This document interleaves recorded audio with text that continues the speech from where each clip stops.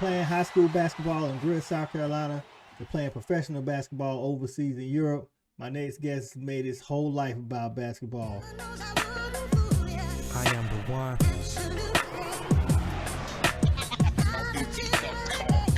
I am the truth.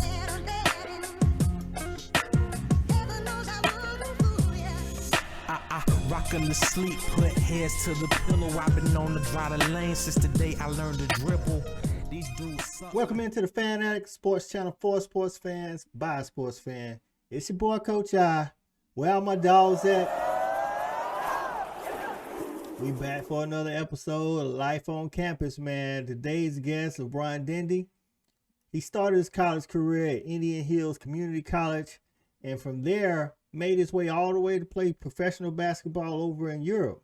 But in between those stops, he had a stint at Iowa State with the Cyclones and Middle Tennessee State with the Blue Raiders. At Middle Tennessee State, he actually won Sun Belt Conference Men's Basketball Player of the Year and was named Honorable Mention All-American and helped lead them to a regular season title.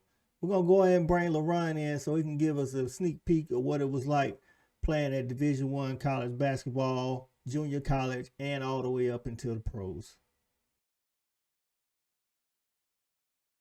What's going on, Ticket? What's going on? What's going on, baby? How you doing? Hey, man, thank you for taking some time out your schedule, boy. You be all over the place, man. I be following you on social media. I'm like, man, I just got to catch up with Ticket when he ain't busy. Oh, yeah, it's good. It's good to be talking to you. Yeah, man. Yes, So come in here, you can tell us a little bit about Iowa State and Middle Tennessee, man. So what made you go to Iowa State when you came out of Indian Hills? You know, there was always, following me, always contacted me, always showed up at the games, met the family. So I felt like there was a pretty good situation to go to Iowa State. Was it different, like going to the state of Iowa? Because, I mean, that's in the middle of nowhere, Oh, dog. yeah. Me being from the South, from Greenville, never, really been out of Greenville. Getting to Iowa, then all of a sudden seeing all the snow, and this low temperatures, we ain't used to that. Yeah, I know, definitely not. I ain't never been to Iowa, but I've been up in, I've been up north a lot, and I just ain't with the cold, dog, and it's just different, like you say, coming from Greenville going to Iowa, man. What you do for fun while you was there, dog? Shoot, the gym. That's all you can do. That's all you can do. Hey, well, it shows, man. It shows because, hey, you got better and better, and you made a career out of it, though. So, Oh, yeah, that's a was big there fact. any other schools that was on you before you chose Iowa State? In Iowa State, Texas, Clemson, they picked back up. Yeah. Every school there was, to be honest. Oh, okay, because I know there's a lot of schools on you coming out of high school, and then you went to Indian Hills, and I know, you know what I'm saying, if Iowa State just made it feel like home or whatever went on during how was that? Like, so they followed you, I know, like, they follow you on social media or whatever, but, like, were you trying to get recruited for somebody else that's watching that might be in JUCO? Like, when they trying to go, you know what I'm saying, to a Division I or Division II school, how did that all start? Did you have to reach out, or they just, like, was hitting you up?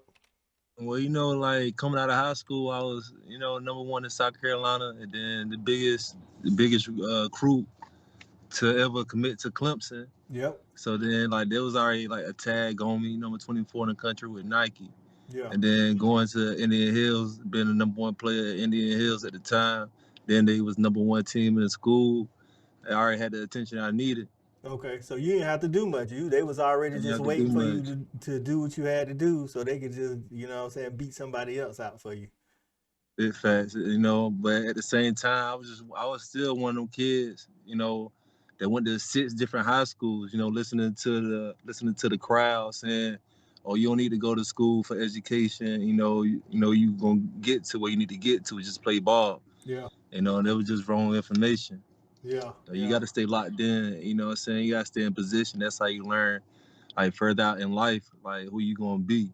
You got to stay in one position. You got to stay focused. That's And be real all talk. over the place. That's real talk, because it could have been easy for you to just, fall by the wayside and say, you know what, man, this ain't for me or whatever, but you stuck with it, and it, you know what I'm saying, like I said, it paid off, you know what I mean? Oh, that's a big fact. So Big fact. was the competition level at of course the competition level at Indian Hills is different from, being at Iowa State. But like when you got to Indian Hills, was you like, I'm about to kill these dudes and get out of here. Man, I got an Indian Hills. I was like, it can't be this easy.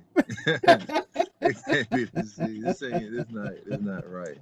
So when you moved to Iowa State, whether it was practice or when you started the season, like, you know what I'm saying, did somebody like, you know, whether it's practice or in the game, just, you know what I'm saying, I ain't saying they gave you the work, but you was like, okay, I'm Division One now. Let's get it.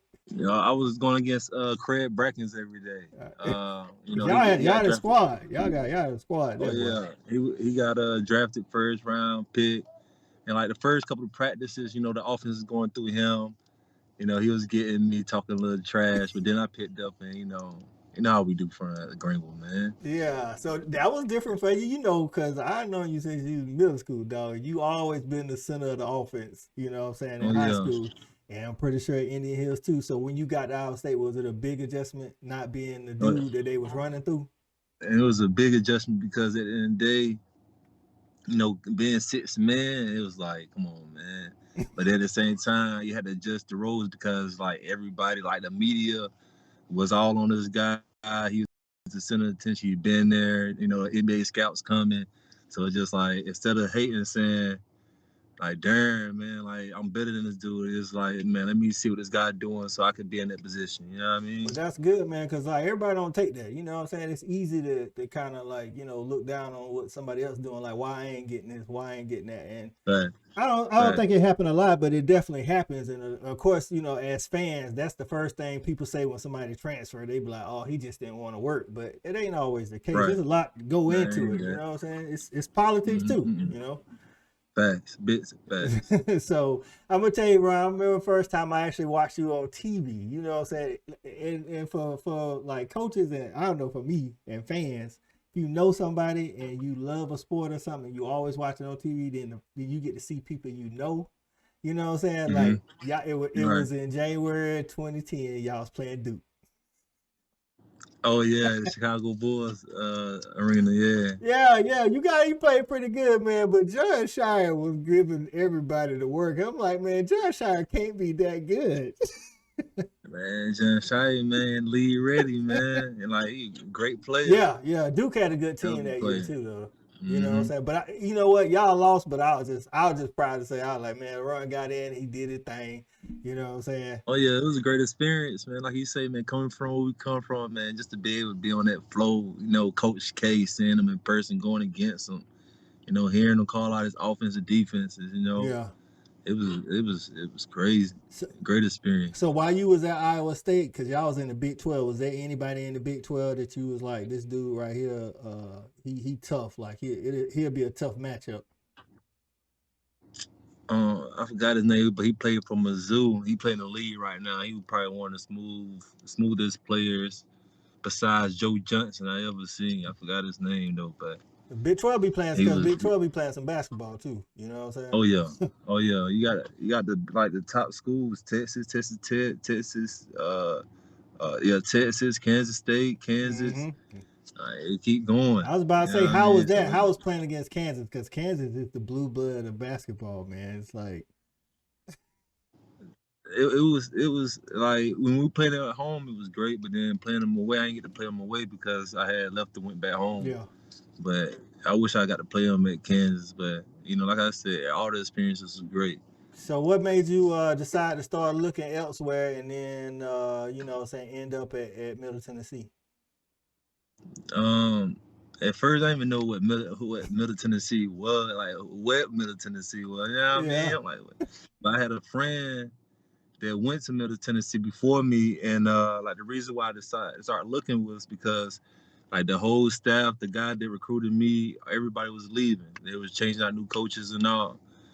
And so I was like, well, let me get up out of here. And at the same time, I wish I would have stayed, but like I was just used to moving and having my way. Yeah. So it's just like, let me just like move. Well, a lot of times when And new coaches come in, you know, they'll like to bring their guys in, you know what I'm saying? Some right. guys might transfer if they came from another school with the coach, or the coach might want to bring their own recruits in. So it could be. And that's what happened too. And that's what happened when I left, man. The new coach, like he brought in like, man, he brought like more than one, like 4 or 5 different guys. different positions. You know what I mean? Well, they be trying to make So the it's like transition easy. You know what I'm saying? If you got your own guys fact. the first year, then it's easier because trying to learn a whole bunch of new personalities. So that what. Oh, yeah, that's a fact. So when you got to Middle Tennessee, was it like a culture shock? Because it wasn't a step down. It's culture shock because you go from all white people every day, then you back in the side. It's like, darn, this is reality. You know what I mean? I was in Iowa for 3 years. Yeah. Then I transferred to Middle Tennessee. You know, like I ain't been in Tennessee either. You know what I mean? So I'm in Tennessee, man. It's like, man, nothing but black people. Then the year I went, the ratio was 5-1 from female to male. So it's just like crazy. We had the biggest enrollment in Tennessee at the time. Yeah. So it was crazy. Was the facilities? What about the facilities and like the resources? Because you went from Big 12 to the Sun Belt, and man, it was like going from it was like going from man, it was going from like how you expect it. Okay. Like, because Iowa State had their own facility, had their own basketball facility, like separated from the gym. But then you get to Middle Tennessee, you sharing the gym again, and then your locker room ain't like that. You know what I mean? Your weight room ain't like that. But at the same time, the love was there though. Yeah. Well, I know I try to explain to a lot of people that don't know about college sports, like, man, y'all just don't know when you at a lower level school or a school that don't have as many resources. Y'all be thinking these dudes can still, like, your weight room, like, for example, the weight room wasn't the same. So at Iowa State, you got every piece of equipment that you would have ever dreamed of. But then you go to Middle Tennessee State and they might not have all that. So it's like, but they still expect you to be like Jordan when you get on the floor. Exactly. Yeah, But and I know I'm mind being no killer. Well, I remember, but I know as far as like the working out, you used to do push-ups in high school. I used to tell them, I'm like, y'all sleeping on the push-ups. I tell you, LaRon, do push-ups. Push-ups, man. You had them, man. I still do them to this day, man. Knock them out. Hey, when you ain't got nothing, you can always do push-ups and sit-ups, baby. That's a big fact. So, you gotta keep your strength. Well, you got the Middle Tennessee, man, and you just like you was at home then, man. You got, you did your thing in conference. You know what I'm saying? Sun Belt Player of the Year. All-American, honorable mention, All-American. It was just like I had a lot to prove because, man, when I left Iowa State, man, I lost family members. You know what I mean? Like people like, oh, he going to a lower school. He ain't gonna do this and he ain't gonna do that. You know what I mean? He ain't who he is. You know what I mean? Yeah. He ain't gonna be who they say he gonna be and all that. So, like that year off, I couldn't take no days off for real. I stayed in the gym, slept in that gym, and because I knew that 1 year I wouldn't go get that year back. Yeah. Well, you made the most of it. So I had to put out that dedication now. But that's crazy, man. Like how again, and the reason why I started the channel, man, like so fans can have an insight onto like what go on. Like you losing, people that supposed to be in your corner, all because you ain't at, in the Big 12 no more. You know what I mean? Right. That's crazy. Right. I mean, like some of them people, how that make you feel, dog? Oh, it's like, it's a big transition because these people that, you think they're just rooting for you, but at the same time, it's like you learn like, oh, they only rooting for me because they want me to win so they could be there, but they really don't want to see me win for real, obviously. Yeah. Oh, but the sad part is when things got to go and pick it back up like how it should be, the same people got to call it again, So it's just like, I was about to say, hey, they always say people will show you who they are. Just make sure you listen to them. That's a big fact. So that's cool. Fact. So now you overseas, man. Well, I know you're home right now, but what is it like playing in Europe, man? Especially when you don't know the language. Man, it's beautiful, man. Like a lot of people, like you know what I'm saying? Like if you don't playing in the league, then Europe is like playing in the league because you the man. Yeah. You know what I'm saying? But then it's like you the man. Like you in this country. Like me, for example, I'm in the country. It's like a couple of guys my size, but ain't nobody got my talent. So I'm Jordan in this country. Yeah. You know what I mean? So it's just like, and then at the same time, I'm from home. I'm away from home. I'm in a beautiful place, beautiful living, nice eating, great people. So it's like you don't even want to come back for real. No, He there for 10 you months. know what I'm saying? And so growing up, man, you know, like I said, I was around you, man. We from South Carolina. Did you? I know you thought about going pro, but you thought about going pro NBA. But did you ever think that you'd be touring around Europe and the Middle East? Man, I didn't even know a Europe team name, man. Still to this day, I don't be knowing their names, man. It was just like, but it's just like, you never know what's playing for you, because my mind was, man, NBA. Yeah, That's all my mind is. yeah. But as far as Europe, man, like that never crossed my mind. No. So do the language barrier, like, do it ever play a part, or you have somebody with you at all times that like might? Yeah, you have somebody with you at all times that's translating, or if you don't have somebody with you at all times, you got somebody you can call on first. Oh, And okay. Well, I'm pretty sure, like you say, you probably one of the tallest people over there, so they know you when you walk into the oh store. So yeah, it oh ain't yeah. much you gotta say.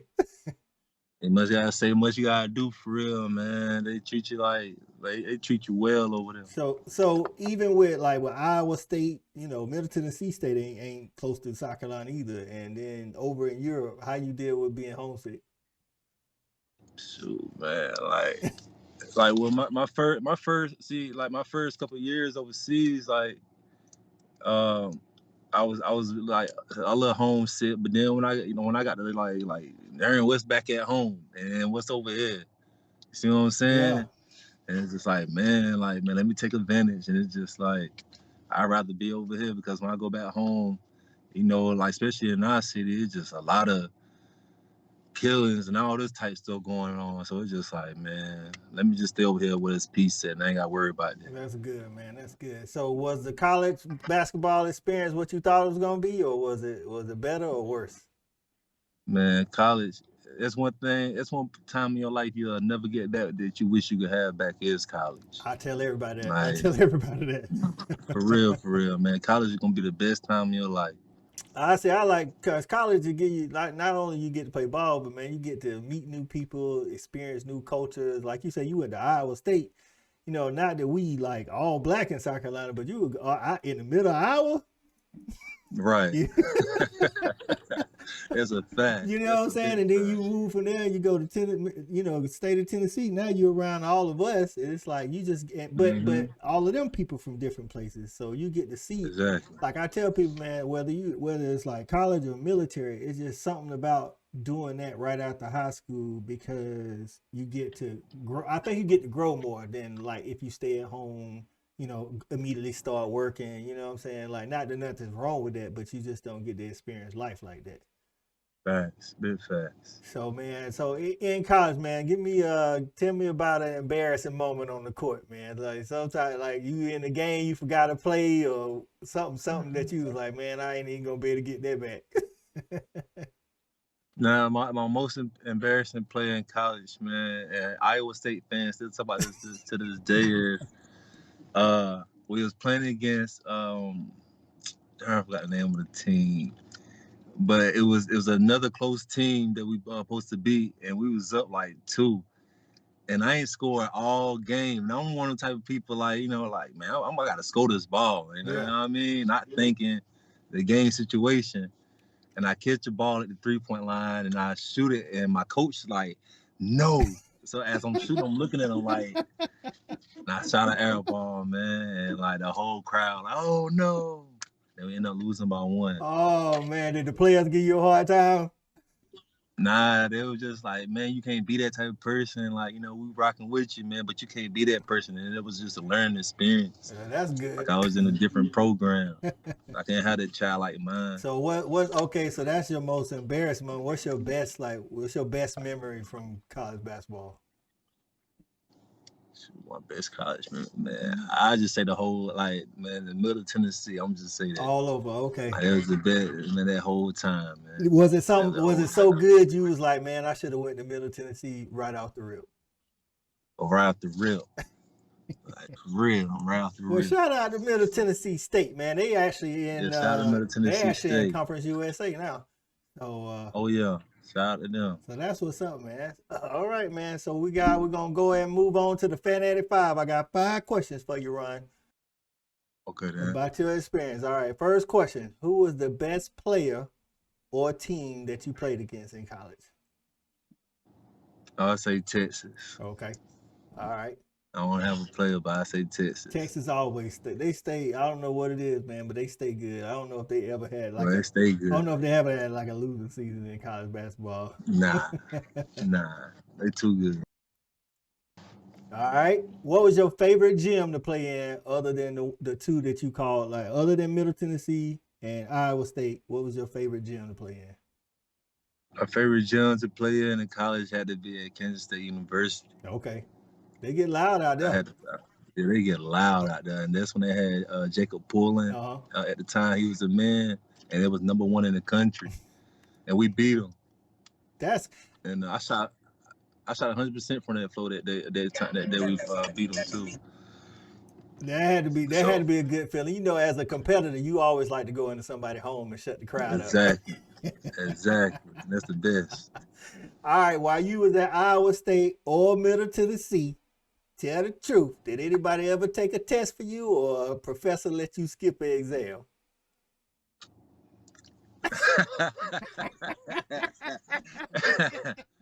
Man, I'm gonna say, man, during our time, back in our time, man, like it wasn't nobody doing no schoolwork for real, man.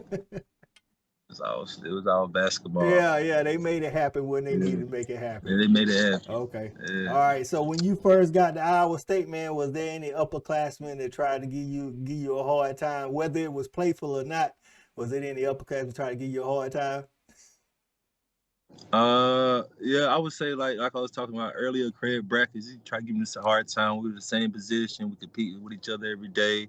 Our first day pickup, we actually about to get him to fight. You know, because I was going in his head, and he started like talking crazy. But like other than that, you know, he at first it was hard on me, but then came a brotherhood. I was about to say, we still contact to this day. Y'all probably bumped head because y'all both was competitors, and you was the new dude. But after a while, he was like, okay, this dude can ball. He all right. Yeah, that's what it was, man. That's what's up. But it was a long run before that, though. That's what's up. All right, last question, man. Who are the 3 most influential people in your life that help you get to college and help you finish college?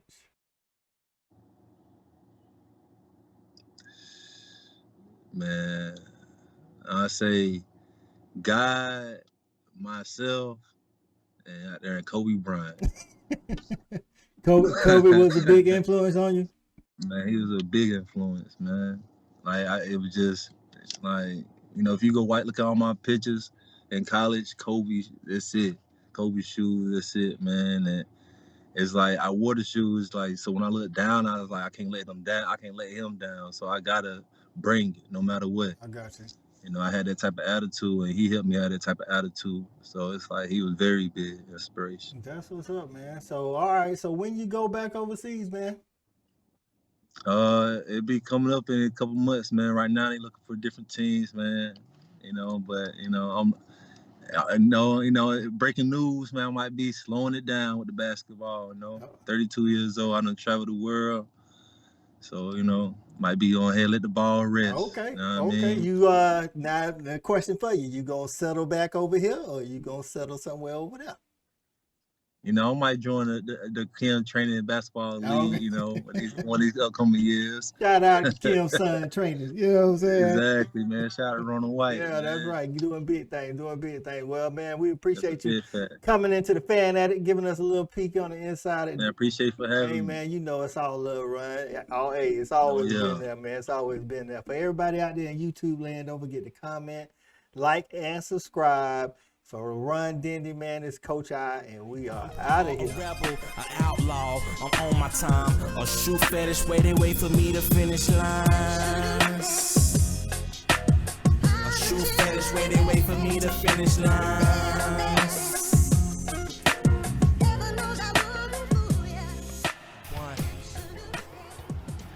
Well, you know, I want to thank everybody, man, who voted for me. You know, to win this is very appreciated. You know, I thank Coach Davis and my team. You know, you know, he stuck it out through this whole year, and we did some very special things, man. And talk to Coach Elsa right quick, man. If it wasn't for your team, your girl team, man, you got a lot of cocky girls on your team, man. And You know, that pushes us, man. We like, man, we want to bring fans in like the girls team, and, you know, we want to win, you know, do special things they do. So, you know, I want to thank the girls team, man. Y'all did it for us, man. Y'all really pushed us. You know, y'all take care. Thank y'all.